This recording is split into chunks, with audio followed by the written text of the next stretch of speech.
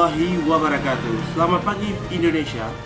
Berjumpa lagi dengan saya Ahmad Zaid Hadi, Aceh Celebrity News. Setelah menyapa penggemar melalui konser di beberapa kabupaten kota yang ada di Aceh, penyanyi dan komedian asal Lok Sumawe Berge akan tampil di Banda Aceh malam ini.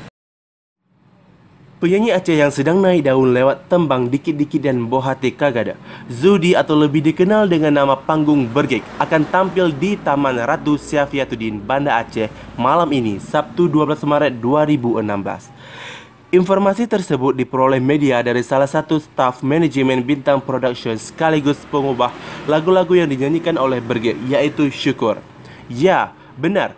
Besok Berge akan tampil di Banda Aceh, tepatnya di Taman Ratu Syafiatuddin pada malam harinya.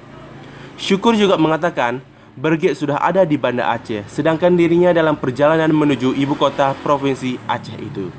Acara tersebut akan dimulai malam hari, mungkin setelah Ba'da Isya. Acara ini juga akan dimeriahkan oleh penyanyi lainnya selain Berge, kata dia.